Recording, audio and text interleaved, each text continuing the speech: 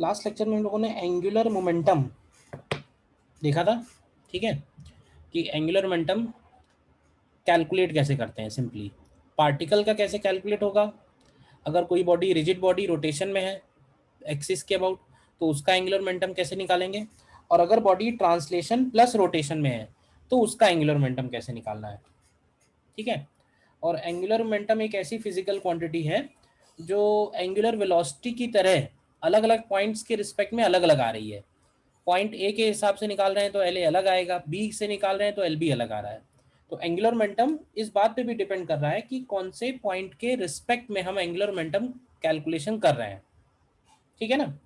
अब देखो मैंने लास्ट क्लास में ही बताया था कि एंगुलर मोमेंटम का मेन एप्लीकेशन तब आएगा जब हम इसको कंजर्वेशन ऑफ एंगुलर मोमेंटम में यूज करेंगे, तब हमें समझ में आएगा कि एंगुलर मोमेंटम हम लोग डिफाइन आखिर कर क्यों रहे हैं, ठीक है ना। तो उसी में बढ़ते हैं आगे। ये एक मैंने लास्ट में प्रॉब्लम दिया था, छोड़ दिया था। यस सर, कर लिया। जैसे सी पॉइंट के अबाउट अगर एंगुलर मोमेंटम निकालेंगे तो सी पॉइंट के अबाउट इसका एंगुलर मोमेंटम आना चाहिए एम वी और आर, और इसका डायरेक्शन आना चाहिए था के कैप। आ रहा है।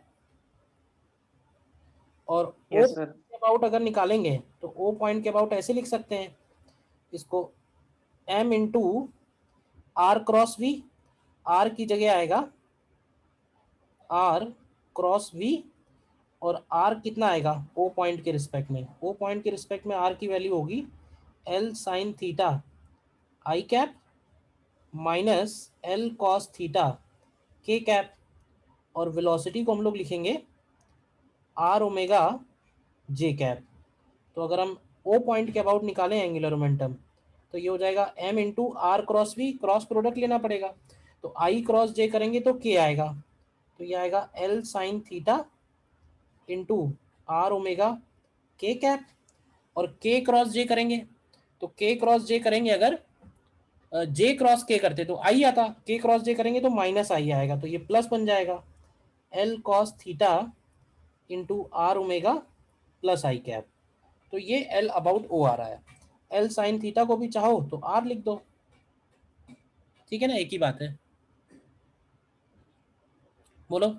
तो अलग अलग पॉइंट्स के रिस्पेक्ट में एंगुलर मोमेंटम अलग अलग कैलकुलेट निकाल लिया है, ये इसमें कोई डाउट तो नहीं, बताइए। No sir. ओ पॉइंट के अबाउट और सी पॉइंट के अबाउट, ठीक है। अब हम लोग आगे बढ़ते हैं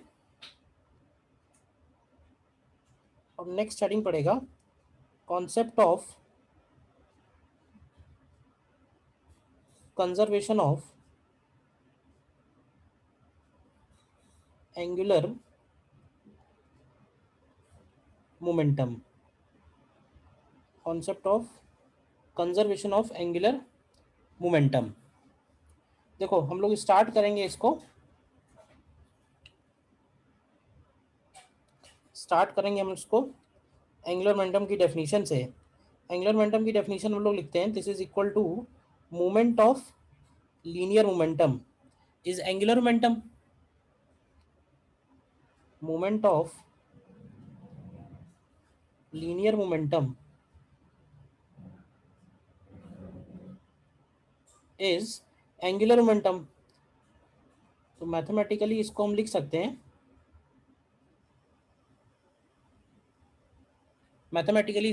हम लोग आर क्रॉस पी। अगर हम इसको डिफ्रेंशिएट करें, differentiating above expression with respect to time, differentiating above expression with respect to time, तो यहां से आएगा dl upon dt is equal to, अब देखो r क्रॉस p है तो r क्रॉस p में हम लोग प्रोडक्ट रूल लगाएंगे। प्रोडक्ट रूल ऐसे कहते हैं, तो डेरिवेटिव ऑफ फर्स्ट फंक्शन यानी dr by dt cross p plus r cross into dp by dt, ठीक। अब यहां से देखो ये जो dr बाई dt है, क्या ये v वेक्टर है, और ये जो p वेक्टर है ये भी mv वेक्टर है। तो v वेक्टर का v वेक्टर के साथ क्रॉस प्रोडक्ट क्या आ जाएगा, क्या जीरो हो जाएगा। और ये जो दूसरा टर्म है dp by dt, dp by dt होता है फोर्स, तो तुम यहां से देखो, यहां से बनेगा dl by dt is equal to, बनेगा r क्रॉस f और बताओ कि आर क्रॉस एफ क्या होता है? R cross F torque. क्या बनेगा? क्या ये टॉर्क बनेगा? तो इसको हम लोग लिखेंगे टॉर्क। तो ये एक एक्सप्रेशन आ जाएगा जो कहलाएगा torque acting on a system, torque acting on a system is equal to rate of change of angular momentum, is equal to rate of change of angular momentum। ठीक है, अब यहाँ पे हम लोग ये बोलेंगे कि if torque acting on a system is zero, मान लेते हैं किसी सिस्टम में अगर कभी net torque acting on a system is zero, तो अगर net torque acting on system zero है तो ऐसे बोल सकते हैं कि जो dl अपॉन dt है वो भी जीरो होगा। और dl अपॉन dt जीरो का मतलब होगा L इक्वल टू कॉन्स्टेंट और conserved, L equal to constant और कंजर्व्ड। तो इसी को हम लोग बोल रहे हैं it is known as conservation of angular momentum. It is known as conservation of angular momentum. और कंजर्वेशन ऑफ एंगुलर मोमेंटम का एक्सप्रेशन जो है वो ध्यान रखना है आपको। ठीक है, एक्सप्रेशन ये है कि अगर torque acting on a system zero होगा तो उसका एंगुलर मोमेंटम कांस्टेंट या कंजर्व होगा। ठीक है तो बिल्कुल सिंपल सा, सीधा सीधा। अच्छा, इसी से हम रिलेटेड एक पॉइंट और नोट कर लेते हैं, उसकी भी जरूरत पड़ सकती है किसी किसी प्रॉब्लम में। और वो ये कि जैसे टॉर्क को लिख रहे हैं हम लोग dl अपॉन dt, तो अगर हम इसको रीअरेंज करके लिखें dl is equal to tau dt। ठीक है, और अगर हम इसको इंटीग्रेट करें दोनों तरफ तो आएगा delta L is equal to integral tau dt। बोलो, और टाउ को लिख सकते हैं हम लोग r क्रॉस f, तो ये हो जाएगा r cross integral f dt। तो ये भी एक एक्सप्रेशन है जिसको हम लोग बोलते हैं angular impulse angular momentum theorem. क्या बोलते हैं इसको? This is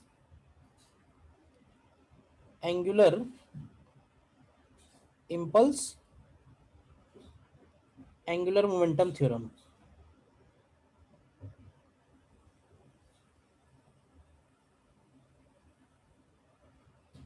angular impulse and angular momentum theorem. और ये बोलती है कि जो डेल्टा एल लिखा हुआ है, delta L is equal to change in angular momentum, delta L is change in angular momentum and R cross integral F D T, ये कहलाएगा moment of linear impulse. Impulse याद है कि नहीं याद है? इंपल्स होता है integral F D T, integral F D T होता है इंपल्स। तो अगर इंपल्स में भी हम आर क्रॉस कर दें तो वो बन जाएगा मूवमेंट ऑफ लीनियर इंपल्स। तो movement of linear impulse is also known as angular impulse, and angular impulse is equal to change in angular momentum. ठीक उसी तरह से जैसे linear impulse is change in linear momentum होता है। तो theory के पॉइंट्स तो इतने ही हैं जो सामने तुम्हारे दिख रहे हैं। इसमें कोई डाउट है कहीं तो बताइए।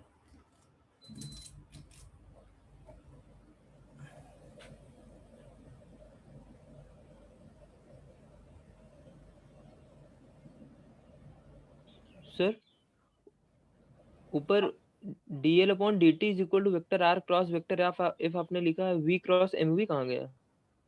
v और mv का क्रॉस प्रोडक्ट जीरो हो जाएगा।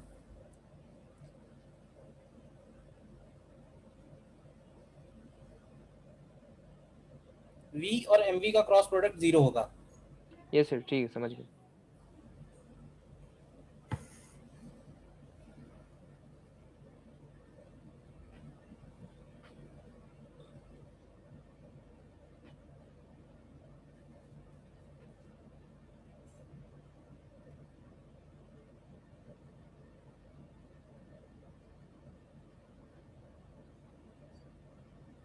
ठीक है, तो देखो इसके एग्जांपल्स देखते हैं।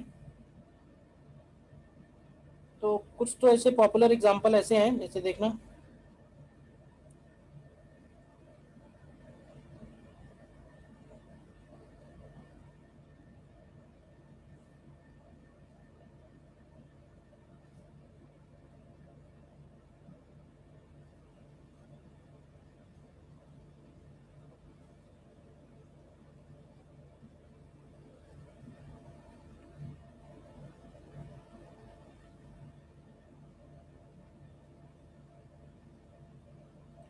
मान लेते हैं कि एक प्लेटफॉर्म है ये, ठीक है, और ये प्लेटफॉर्म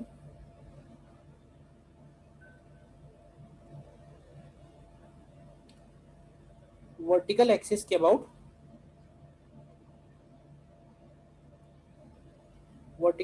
अबाउट ओमेगा इनिशियल से घूम रहा है, और इस प्लेटफॉर्म के सेंटर पे एक मैन भी है जो इस प्लेटफॉर्म के साथ घूम रहा है, और इसके हाथों में वो डंबल्स हैं, ठीक है, दिख रहा है। अब अगर ये मैन इन डंबल्स को पुल करके अपने एक्सिस के नजदीक ले आता है, मतलब इन मासेस को जो एक्सिस से दूर है एक्सिस के नजदीक ले आता है, तो इस सिस्टम का ओमेगा बदल जाता है। मतलब पहले वो फैलाए हुए अपने आर्म्स स्ट्रेच किए हुए, और फिर जब वो अपने आर्म्स को पास ले आता है तो देखते हैं कि इस सिस्टम का एंगुलर वेलोसिटी जो है वो सडनली बदल जाती है, जबकि बाहर से कोई भी फोर्स नहीं लगा, बाहर से कोई भी टॉर्क नहीं लगा। तो इस फिनोमेना को हम लोग एक्सप्लेन करते हैं based on conservation of angular momentum.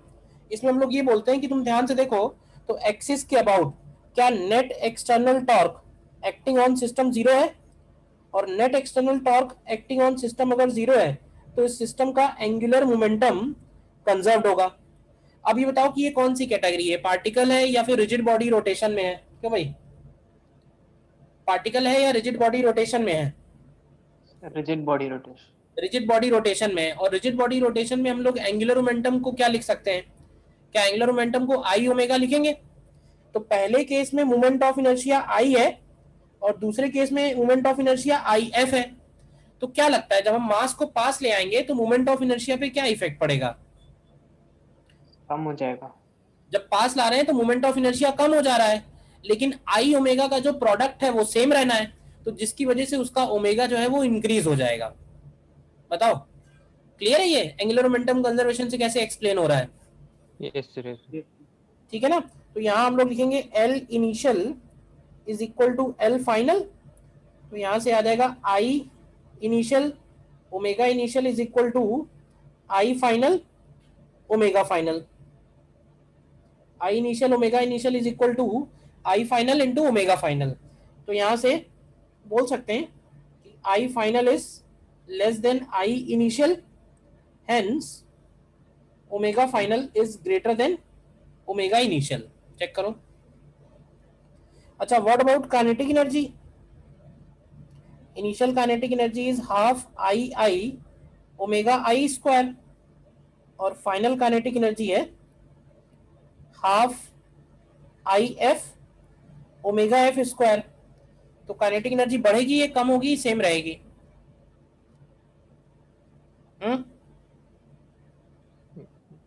बढ़ेगी सर, काइनेटिक एनर्जी कैसे बढ़ेगी? क्योंकि ओमेगा बढ़ रहा है सर, आई सेम रहेगा।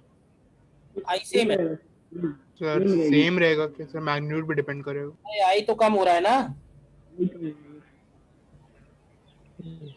आई कम हो रहा है ओमेगा बढ़ रहा है।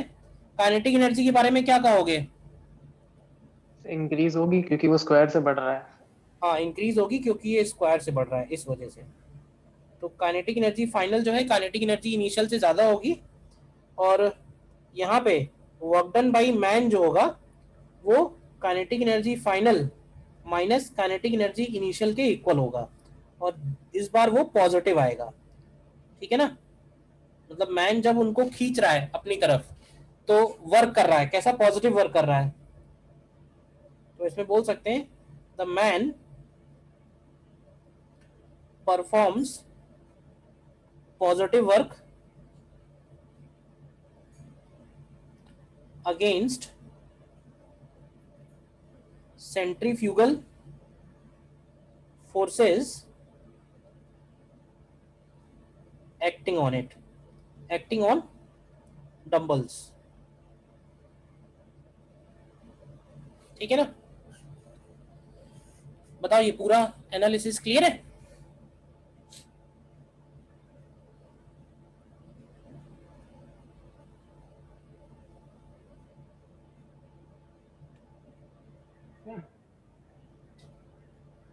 ये हमारा भी जैसे ओमेगा जो बढ़ रहा है वो आई के कम होने की वजह से बढ़ रहा है सर।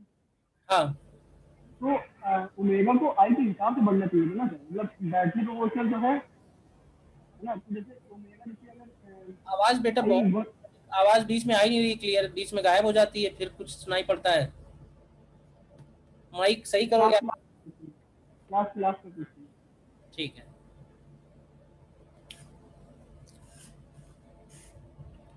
ठीक है, और देखो एग्जांपल्स।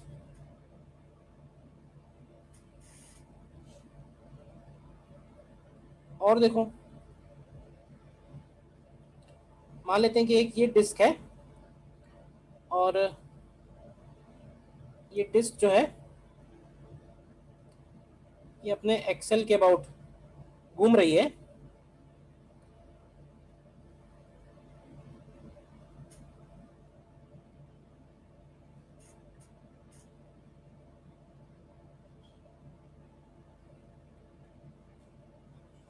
या ऐसे कह दो कि एक एक्सेल है और उस पे दो अलग अलग डिस्क हैं,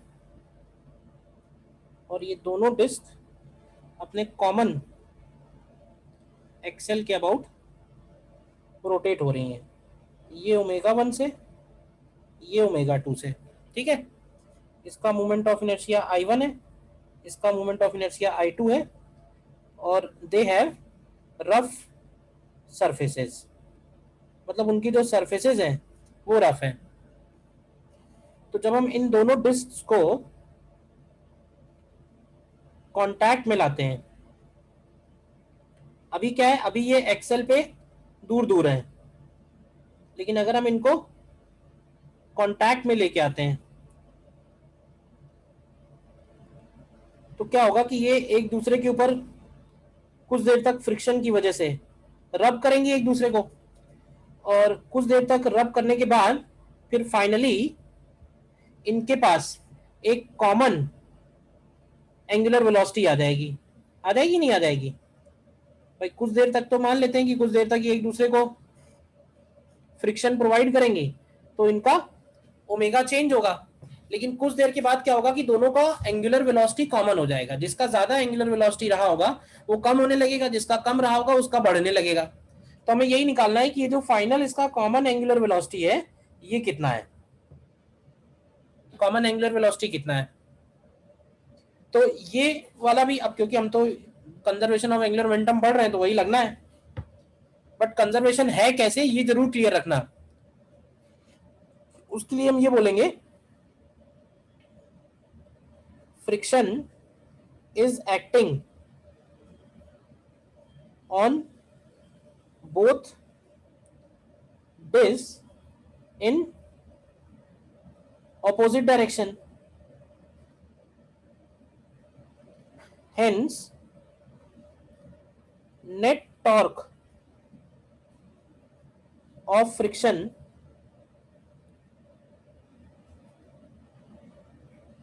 about axle is 0। net torque of friction about axle is 0, और क्योंकि net torque 0 है तो एंगुलर मोमेंटम इस सिस्टम का कंजर्व्ड है। और एंगुलर मोमेंटम हम क्या लिखेंगे, इनिशियल एंगुलर मोमेंटम क्या लिखें, तो तुम ध्यान से देखो तो दोनों डिस्क सेम डायरेक्शन में घूम रही हैं, तो क्या I1 omega 1 equal to I2 omega 2 हो जाएगा। और फाइनल एंगुलर मोमेंटम अगर लिखोगे तो क्योंकि I तो ऐड हो जाएगा I1 प्लस I2, ओमेगा की जगह ओमेगा कॉमन है, तो यहाँ से अगर हम इक्वल करते हैं तो ओमेगा कॉमन की वैल्यू आ जाएगी I1 omega 1 plus I2 omega 2 upon I1 plus I2। बोलिए ये क्लियर हुआ कैसे किया ये? एंगुलर मोमेंटम कैसे कंजर्व है और उस कंजर्वेशन से हमें फाइनल एंगुलर वेलोसिटी कैसे मिल रही है। बोलो, इस प्रोसेस में फ्रिक्शन का कुछ वर्क होगा, कैसे निकालेंगे WF के during this period work done by kinetic friction, कैसे निकालेंगे? Loss in kinetic energy. Loss in kinetic energy से निकाल सकते हैं। तो हमें तो ये फिर से वही करना है, kinetic energy final minus kinetic energy initial. तो जब इसको कैलकुलेट करोगे ना तो ये निगेटिव आएगा, बस निगेटिव आना भी चाहिए काइनेटिक फ्रिक्शन का वर्क डन है। तो देखो क्लियर है या नहीं?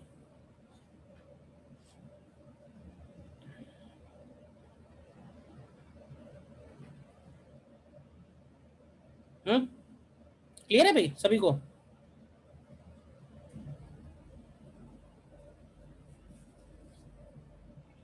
सर इसके आई पर तो कोई इफेक्ट पड़ेगा नहीं इन दोनों के इम्पल्स पर। ये रखा है ना, आई कहाँ पे बदला है मैंने, आई कहाँ बदला मैंने? और देखो नेक्स्ट एग्जांपल,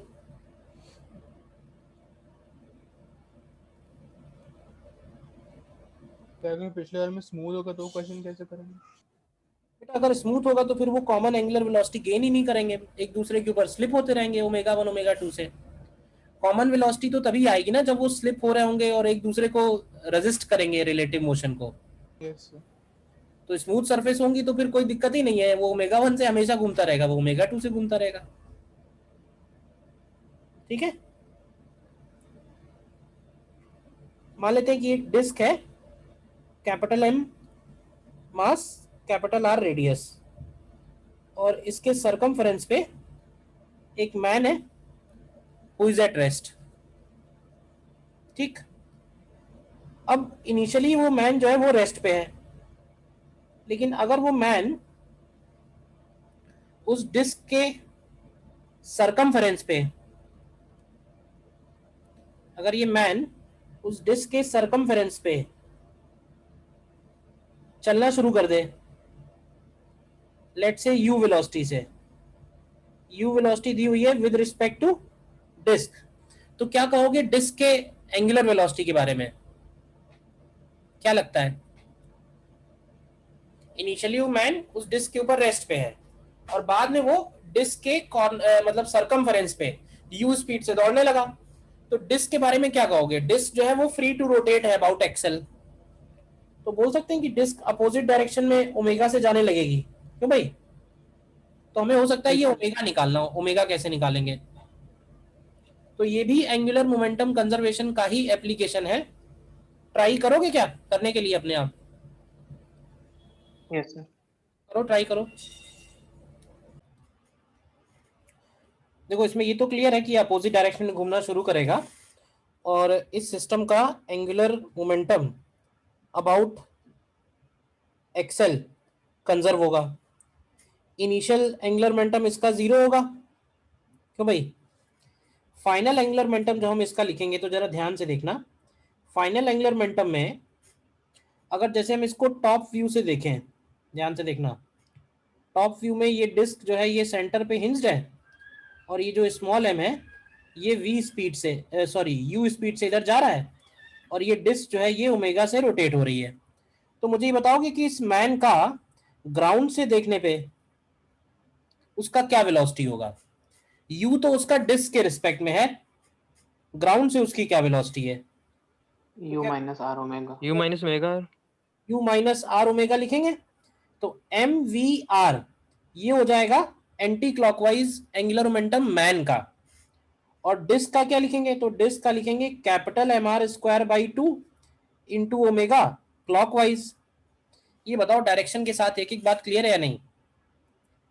अब तुम इस दोनों को इक्वेट कर दो, L initial is equal to L final, तो यहां से तुमको मिलेगा M U minus R omega into R is equal to capital M R square by 2 into omega. तो यहाँ से देखो हमें ओमेगा ही निकालना था, कितना आ रहा है? क्या ये M U upon M plus M by 2 into R है क्या?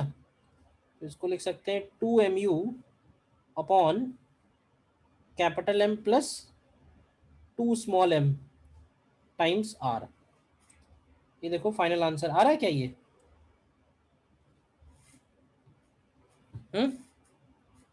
Yes sir. कर लिया? क्लियर है?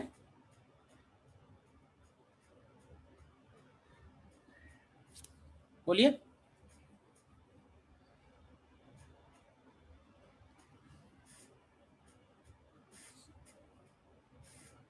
क्लियर है ना कॉन्सेप्ट? क्वेश्चंस और भी मिलेंगे इस पे, और देखो।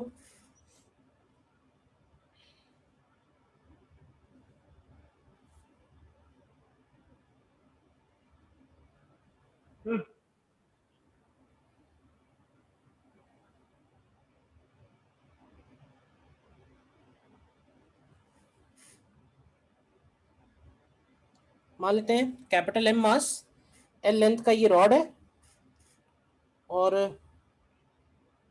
ओ पॉइंट पे हिंज्ड है, और एक पार्टिकल है स्मॉल एम मास, और ये इसके पास वी नॉट वेलोसिटी से इससे टकराने जा रहा है इसके लोएस्ट पॉइंट पे। दिख रहा है? क्वेश्चन है the particle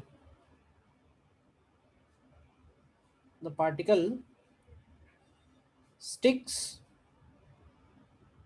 to the rod after collision. The particle sticks to the rod after collision. हमें निकालना है find angular velocity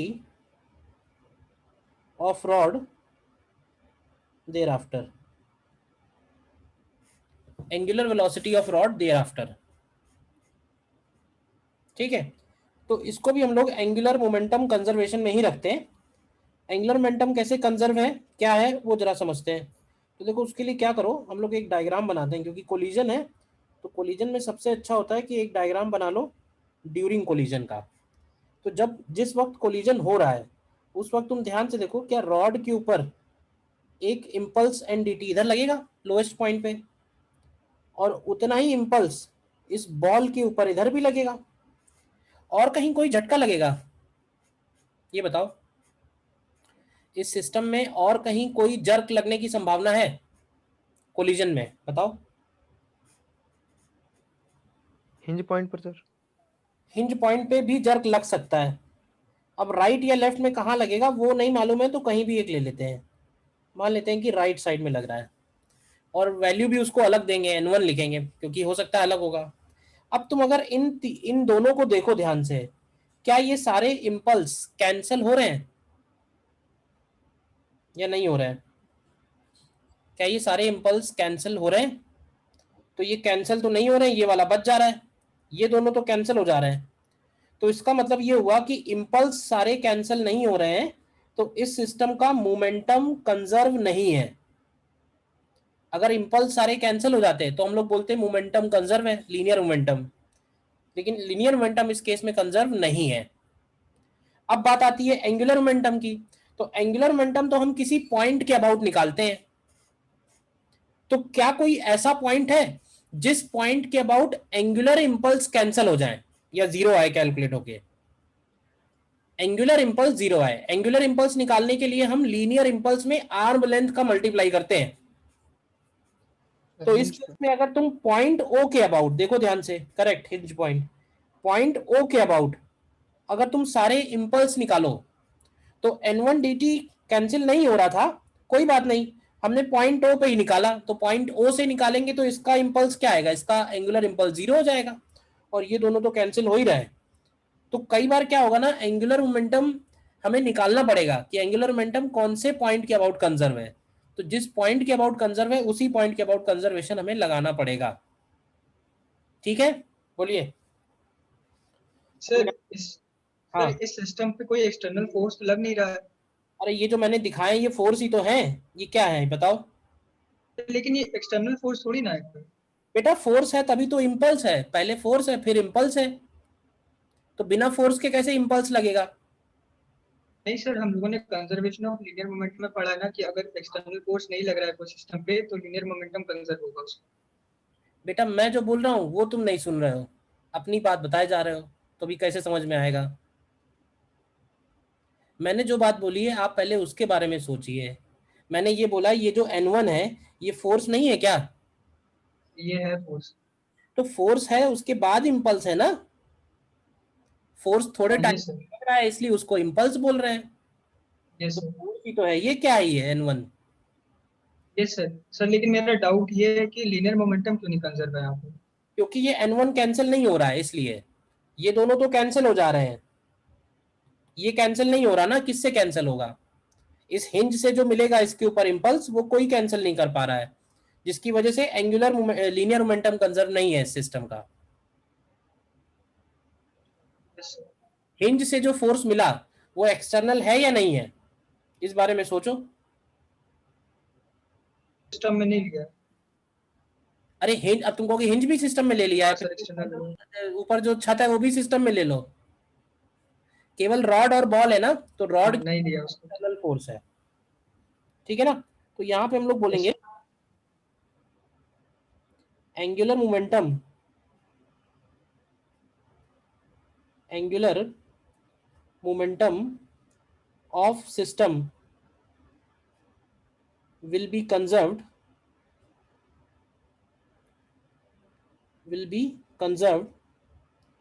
about point O। ठीक है, तो अब मुझे बताओ कि पॉइंट O के अबाउट इनिशियल एंगुलर मोमेंटम किसके पास था, बॉल के पास, रॉड के पास, दोनों के पास इनिशियल एंगुलर मोमेंटम। तो अब देखो, अब यहाँ पे पार्टिकल की फॉर्म, पार्टिकल वाली डेफिनेशन काम आएगी। अब हम O पॉइंट के अबाउट इस पार्टिकल का एंगुलर मोमेंटम लिखना चाहते हैं, तो यहाँ से इसका परपेंडिकुलर डिस्टेंस कितना है L, तो क्या लिखेंगे एंगुलर मोमेंटम बॉल का, बताओ। बॉल का एंगुलर पॉइंट O के अबाउट क्या mv0 L लिखेंगे, और डायरेक्शन बना देते हैं anti clockwise. Direction anti clockwise कैसे लिखा, क्लियर है। Yes sir. ठीक, इसके बाद फाइनल एंगुलर मोमेंटम, तो फाइनल हम लोग एज्यूम कर लेते हैं कि फाइनली ये बॉल और ये रॉड,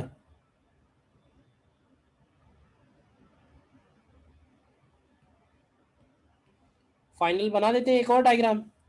फाइनली क्या होगा, ये बॉल इससे स्टिक कर जा रही है, यही तो कह रहा है ना क्वेश्चन में। तो बॉल अगर स्टिक कर जा रही है तो ये पूरा सिस्टम ओमेगा से आगे जा रहा होगा, ये रॉड हो गया और ये बॉल हो गया। तो बताओ जरा फाइनल एंगुलर मोमेंटम क्या लिखेंगे, एल फाइनल। कौन से मोशन में है, पार्टिकल है या रिजिड बॉडी है, रिजिड बॉडी है तो आई ओमेगा लिखेंगे। तो आई कितना लिखेंगे, रॉड का आई कितना लिखेंगे, तो रॉड का आई लिखेंगे ml²/3 और पार्टिकल का आई लिखेंगे ml², ऐड कर देंगे तो आई इंटू ओमेगा। और ध्यान से देखो तो ये भी एंटी क्लॉकवाइज है, तो यहाँ से हम L initial is equal to L final करेंगे अगर, तो ये आएगा mv0L is equal to capital ml²/3 plus small ml² into omega. तो यहाँ से ओमेगा का वैल्यू आएगा mv0L upon capital ml²/3 plus small ml²। तो ये आ जाएगा m3mv0 अपॉन कितना बनेगा, capital M plus 3 small m times l। देखो बताओ ये एग्जांपल क्लियर है या नहीं पहले? सर ये आपने कैसे क्लियरिफाई किया कौन सा स्टेप बेटा? पूरी कि बात। जब जो एमॉस का, हाँ सर, जो एमॉस का जो ब्लॉक है इस स्फेयर है सर, हम्म, सर जब वो कॉलिजन कर रहा है, कोलाइड कर रहा है उसके साथ, तो सर उसी के साथ वो फिर ओमेगा वेलोसिटी से रोटेट भी करेगा। ये आपने कैसे क्लियरिफाई किया? लिखा हुआ था particle sticks to the rod after collision.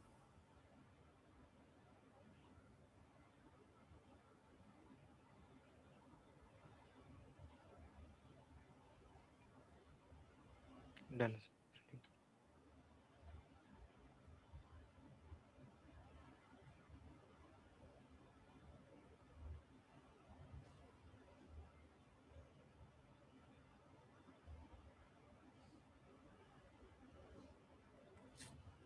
कोई और डाउट इसमें बताइए?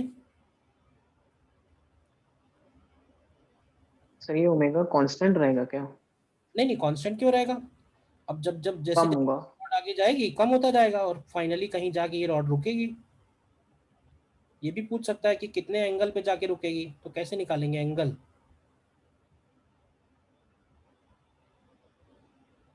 बताओ। अल्फा निकालना पड़ेगा उसको।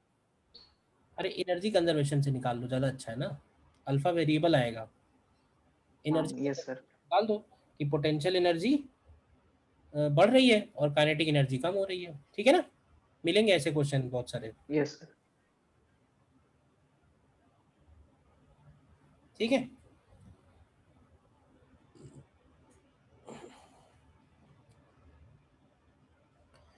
लिखना in previous question if particle stops just after collision and capital M is 3 times small m, then find maximum angle of rod with vertical after collision, और बी पार्ट में coefficient of restitution. Coefficient of restitution देखो निकालो। देखते हैं। अब इसमें कह रहा है कि पार्टिकल जो है वो आफ्टर कोलिजन स्टॉप हो जा रहा है। तो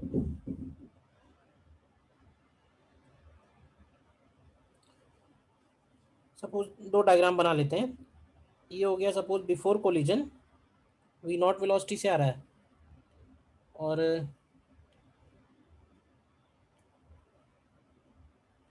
ये हो गया आफ्टर कोलिजन, पार्टिकल रेस्ट पे हो जाएगा और ये रॉड जो है ये ओमेगा से आगे बढ़ जाएगी, और रॉड का कैपिटल एम इस बार 3 टाइम्स स्मॉल एम दिया हुआ है कैलकुलेशन के लिए। ठीक है, तो हम यहाँ पे भी एंगुलर मोमेंटम कंजर्वेशन तो लगा ही सकते हैं ना। तो इनिशियल एंगुलर मोमेंटम है एम वी नॉट एल, और फाइनल एंगुलर मोमेंटम में इस बार हम लोग सिर्फ रॉड लेंगे। क्यों भाई? तो रॉड का होगा M L square by 3 into omega. तो यहाँ से देखो ये क्या आएगा, तो यहाँ से ओमेगा की value 3 M V not upon capital M into L आ रहा है। तो क्या ये ओमेगा की value V not by L आ रही है? देखो यस सर। ओमेगा का वैल्यू आया वी नॉट बाई एल। अच्छा, अब ओमेगा अगर वी नॉट बाई एल आया है तो ये रॉड कितना एंगल रोटेट होगी? तो मान लेते हैं कि ये रॉड थीटा एंगल रोटेट हो रही है। ये रॉड यहाँ से थीटा एंगल रोटेट हो रही है, तो रॉड का जो सेंटर ऑफ मास है वो ऊपर कितना जा रहा है? एनर्जी कंजर्वेशन लगा देते हैं यूजिंग मैकेनिकल एनर्जी कंजर्वेशन। ठीक, तो रॉड का जो सेंटर है वो L/2 minus L/2 cos theta ऊपर जाएगा, क्यों भाई, and this is equal to half I omega square, I की जगह ml²/3 और ओमेगा स्क्वायर की जगह v²/L²। तुम्हें यहाँ से cos थीटा मिल जाएगा, cos थीटा से तुम्हें थीटा भी मिल जाएगा। कैलकुलेशन नहीं कर रहा हूँ मैं, छोड़ दे रहा हूँ। प्रोसेस क्लियर है, बताओ, बोलिए। इसके बाद अगर हमें कोफिशिएंट ऑफ रेस्टिट्यूशन निकालना है ना, तो कोफिशिएंट ऑफ रेस्टिट्यूशन को हम लोग निकालेंगे velocity of separation upon velocity of separation upon velocity of approach से, velocity of separation upon velocity of approach से। तो वेलोसिटी ऑफ सेपरेशन और वेलोसिटी ऑफ अप्रोच ये दोनों हम लगाएंगे एट पॉइंट ऑफ इम्पैक्ट। तो पॉइंट ऑफ इम्पैक्ट पे अगर तुम देखो ध्यान से, ये रॉड कितनी वेलोसिटी से आगे जा रही है, ये रॉड जा रही है एल ओमेगा से आगे, और एल ओमेगा की वैल्यू वी नॉट के इक्वल दी हुई है। तो यहाँ इस केस में क्या आ जा रहा है, इस केस में वेलोसिटी ऑफ सेपरेशन भी वी नॉट है और वेलोसिटी ऑफ अप्रोच भी वी नॉट है, तो ई की वैल्यू 1 ही आ जा रही है। बोलिए।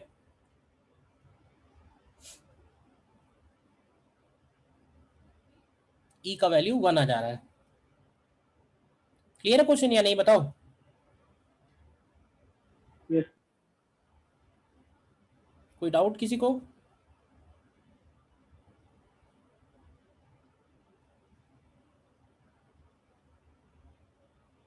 ठीक है, तो ये था हिंज रॉड का कोलिजन। और एक एग्जांपल और इसमें बनता है, अगर रॉड हिंज की बजाय फ्री है,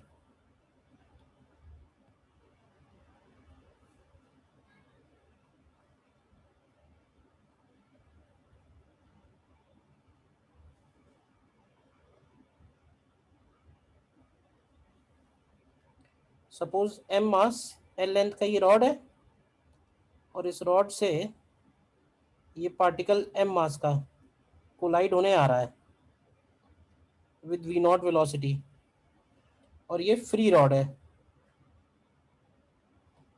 ठीक है, क्वेश्चन है, rod is kept on smooth surface, rod is kept on smooth surface, the particle collides elastically, find velocity of center of mass of rod and its angular velocity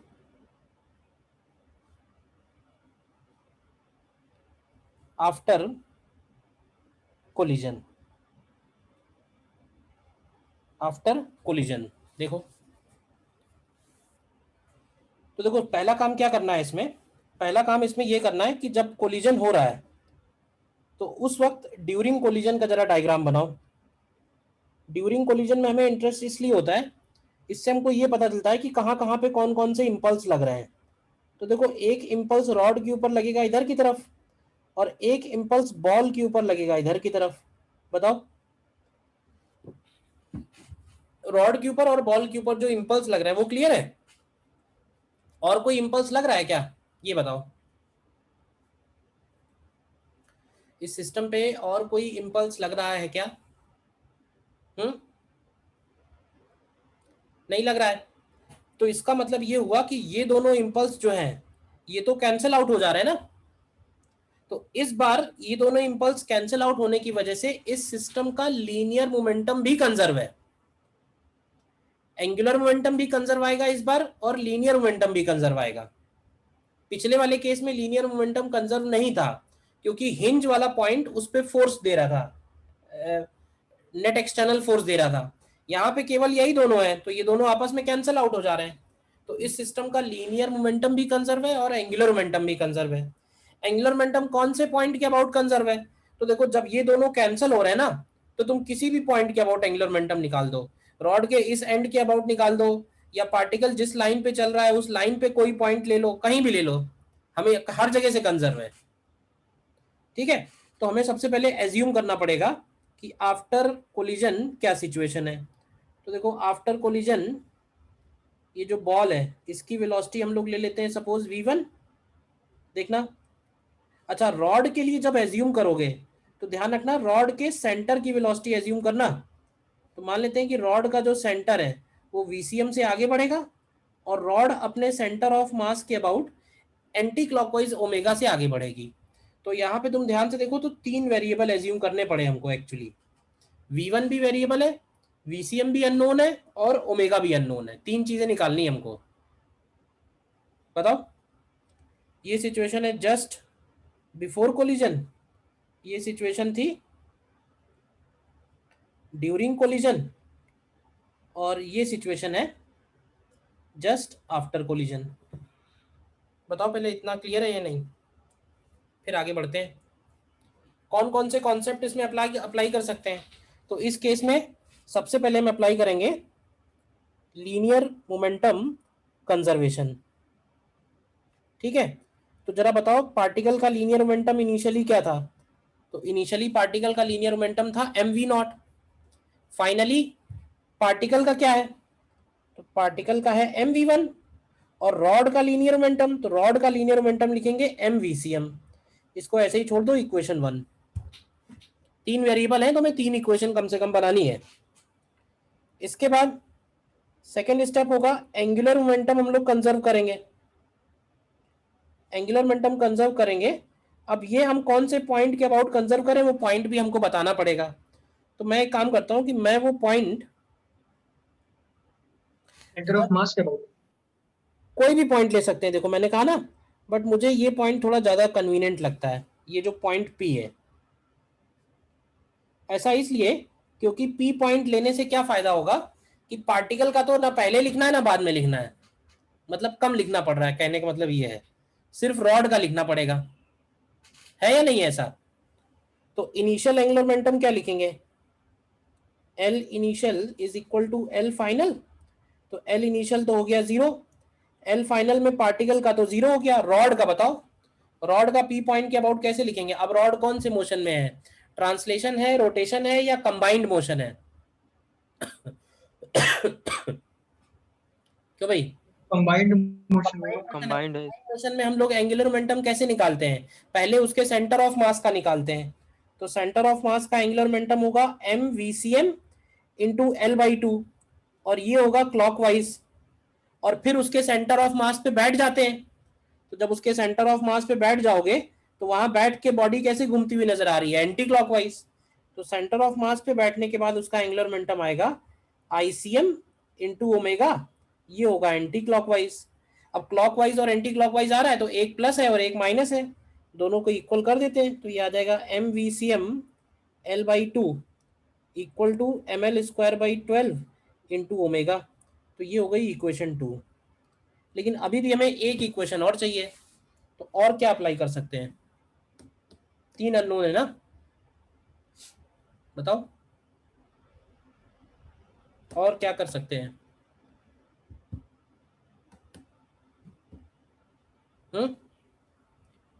mechanical conservation, conservation of energy. Conservation of energy कर सकते हैं, but जैसे कह रहा है ना particle collides elastically. Elastically का मतलब क्या हुआ, E इक्वल टू 1 हुआ ना, तो कोफिशिएंट ऑफ रेस्टिट्यूशन यूज कर लेते हैं। कोफिशिएंट ऑफ रेस्टिट्यूशन, जरा देखना कोफिशिएंट ऑफ रेस्टिट्यूशन E की वैल्यू 1 दी हुई है और इसको इक्वल टू लिखेंगे। जरा बताओ कि what is velocity of separation after collision. After collision rod का ये जो एंड है ना, इस एंड की वेलोसिटी बताओ पहले। एंड बी की क्या वेलोसिटी होगी, एंड बी कितनी वेलोसिटी से आगे जा रहा है।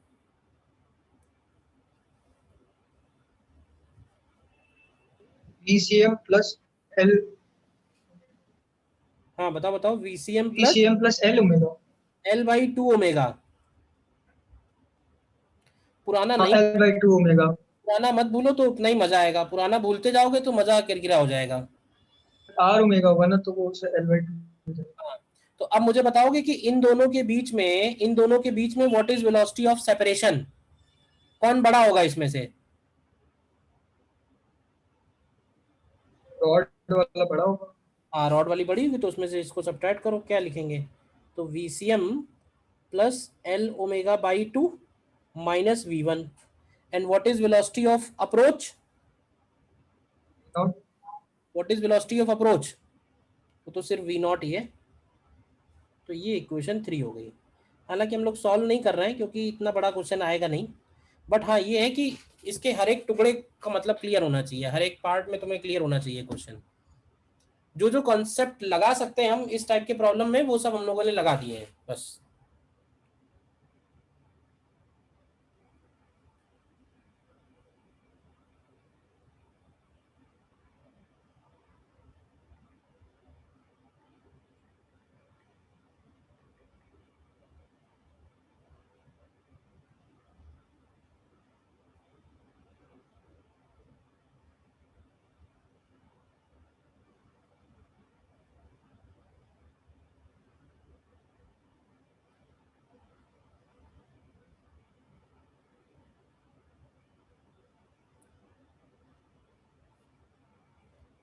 बोलिए, कोई पॉइंट नहीं क्लियर है, दोबारा बताना है।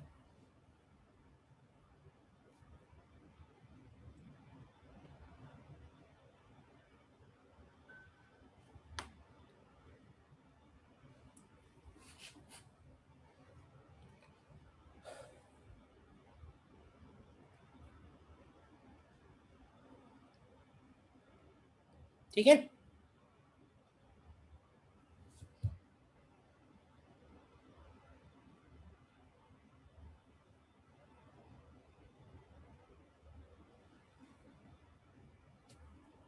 तो भाई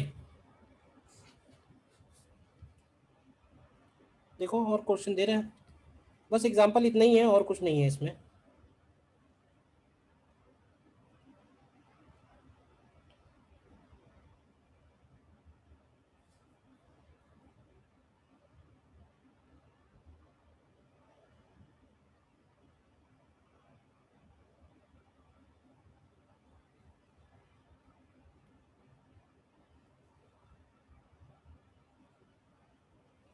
सपोज ये एक m मास है, ये एक m मास है, और ये L लेंथ का लाइट रॉड है, मतलब रॉड के अंदर कोई भी मास नहीं है। और ये जो पार्टिकल है अनदर m मास, ये V0 वेलोसिटी से इसने टकराने आ रहा है। क्वेश्चन है the particle collides inelastically with another particle of rod and sticks to it। ठीक है, तो हमें निकालना है फाइंड, हमें इसमें निकालना है find VCM and omega of system after collision. After collision देखो, करो ट्राई। देखो इस केस में क्या है कि एक तो ये कह रहा है ना कि स्टिक कर जा रहा है, तो ये थोड़ा सा इंपॉर्टेंट पॉइंट है, स्टिक कर जा रहा है वाली बात। ठीक है, और इसमें हम ऐसे बोल सकते हैं कि स्टिक करने के बाद हम ऐसे बोल दो डायरेक्टली कि एक तरफ मास 2m हो गया। बताओ, ये है जस्ट बिफोर कोलिजन और ये है जस्ट आफ्टर कोलिजन। एक तरफ 2m हो गया और एक तरफ m हो गया। बताओ, अब देखो एक तरफ 2m और एक तरफ m होने की वजह से क्या इस सिस्टम का सेंटर ऑफ मास भी बदल गया ना? अब इस सिस्टम का सेंटर ऑफ मास थोड़ा नीचे आ गया होगा, तो जब हम एज्यूम करेंगे तो सेंटर ऑफ मास का ही वेलोसिटी एज्यूम करेंगे। और सेंटर ऑफ मास के अबाउट इस बॉडी का ओमेगा। तो यहाँ पे हमें दो ही वेरिएबल एज्यूम करने पड़ रहे हैं, दो ही वेरिएबल एज्यूम करने पड़े, दो ही कंजर्वेशन प्रिंसिपल लगा देंगे, एक मोमेंटम और एक एंगुलर मोमेंटम। तो अगर हम मोमेंटम कंजर्वेशन लगाएं तो क्या बनेगी इक्वेशन? मोमेंटम कंजर्वेशन लगाएं अगर तो क्या बनेगी? तो इसको लिखेंगे M V naught is equal to, क्या हम इसको 3m इंटू VCM लिख सकते हैं? तो तुम्हें यहाँ से VCM तो यहीं से मिल गया, VCM आ गया V0/3, देखो। और एंगुलर मोमेंटम कंजर्व लगाते हैं किस पॉइंट के अबाउट? तो उसी तरह से अबाउट पॉइंट P ले लेते हैं। पॉइंट P में ये वाला पॉइंट ले लेता हूँ, पॉइंट P। हाँ, पॉइंट P से हमें सेंटर ऑफ मास की डिस्टेंस की जरूरत पड़ेगी। तो ये डिस्टेंस कितनी होगी? ये डिस्टेंस L/3 होगी। L/3। हाँ ठीक है बस। तो एंगुलर मोमेंटम इनिशियली क्या होगा? इनिशियली 0 होगा। फाइनली सेंटर ऑफ मास का लिखेंगे तो 3m into VCM into L/3, ये होगा क्लॉकवाइज।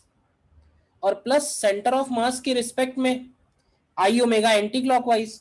तो सेंटर ऑफ मास के रिस्पेक्ट में जब हम आई लिखेंगे तो आई बनेगा 2m इंटू L/3 का square plus m into 2L/3 का स्क्वायर। ये क्लियर है कैसे लिखा? तो ये हो जाएगा I इंटू ओमेगा और ये है एंटी क्लॉकवाइज, देखो।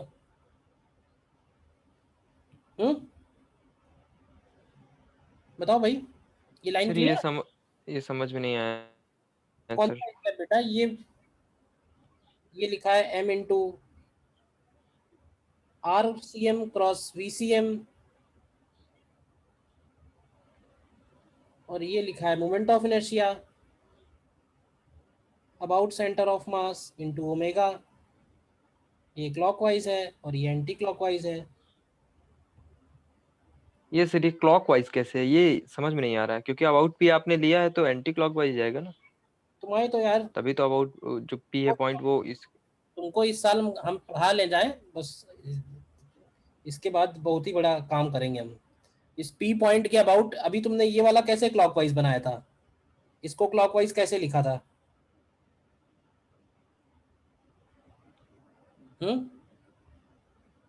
पीछे वही हाँ चीज सर ठीक है बताओ, डन। अगले आगे क्वेश्चन में वही चीज तुम्हारे दिमाग से उड़ जाती है, फिर डाउट पूछ देते हो। मैं ऐसे ही ऑसिलेट ही होता रहता हूँ तुम्हारे डाउट्स में। तो पहली बार कोई चीज आए तो ठीक से अच्छी तरह से समझ लो। मैं हमेशा बोलता हूँ मैं रुका हुआ हूँ, पूछ लो जो डाउट पूछना है, बट जो चीज बता दी है फिर उसको आगे ध्यान रखो, क्योंकि बार बार वही चीज बताई जाएगी तो ये संभव नहीं है टीचर के लिए, ठीक है ना। तो तुम ये देखो दूसरी इक्वेशन बन जाएगी, यहाँ से दोनों सॉल्व करो, v आ गया ओमेगा आ गया, बस यही करना है। इक्वेशन दूसरी वाली अगर बनाओगे तो ये हो जाएगी 3m इंटू VCM, VCM है V0/3 into L/3 equal to, ये हो जाएगा 2ml²/9 और ये हो जाएगा 4ml²/9, तो ये बन जाएगा 6ml²/9। तो ये हो जाएगा 2ml²/3 इंटू ओमेगा। तो यहाँ से m 3 एक इससे कैंसिल, 3 एक इससे कैंसिल, तो यहाँ से ओमेगा की वैल्यू V0/2L आ रही है। क्यों भाई? ओमेगा की वैल्यू V0/2L आ रही है और एक ये आ रही है V0/3। देखो बताओ कहाँ डाउट है?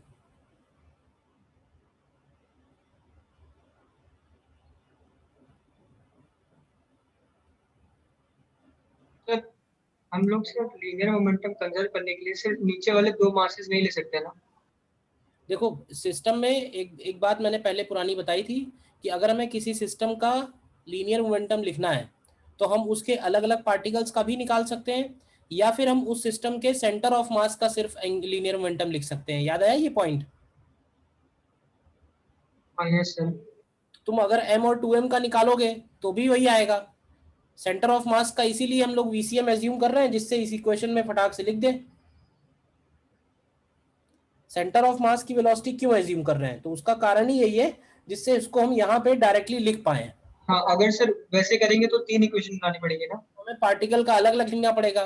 नहीं, इक्वेशन तो दो ही बनेंगी, इसका वेलोसिटी अलग लिखना पड़ेगा, इसका वेलोसिटी अलग बनाना पड़ेगा। हाँ मतलब तो इक्वेशन भी 3 हो जाएंगी। अब वो भी एक अननोन आ जाएगा। हम्म, यस।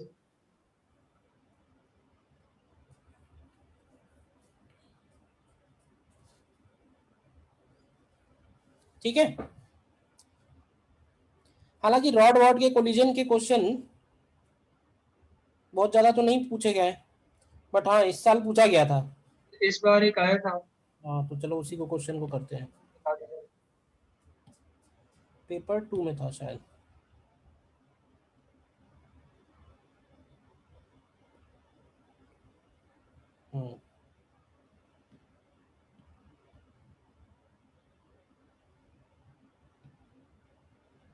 हम्म, देखो ये क्वेश्चन है।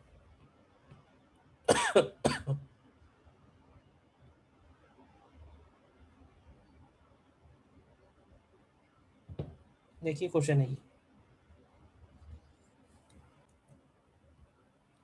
चलो इसको कंप्लीट कर लेना, आंसर इसके मैंने लगा रखे हैं। ठीक है, सर हो गया। हो गया तो वेरी गुड। तो होता क्या है यहाँ पे तो हो जाता है। ठीक है, प्रैक्टिस ऐसी करनी है कि एग्जाम में हो जाए। ठीक है ना, क्योंकि वही प्रॉब्लम है। एंगुलर मोमेंटम खत्म है, और मुझे लगता है कि ऑलमोस्ट रोटेशन में भी मैंने सारी बातें बता दी हैं, ऑलमोस्ट खत्म है। सिर्फ एक छोटा सा पॉइंट रह गया है, हाफ एन आवर का मुश्किल से, बट उसका ज़्यादा यूज अभी तुम्हें पड़ेगा नहीं, तो तुम HCV के सारे क्वेश्चंस तुम कर सकते हो, और यही होमवर्क है।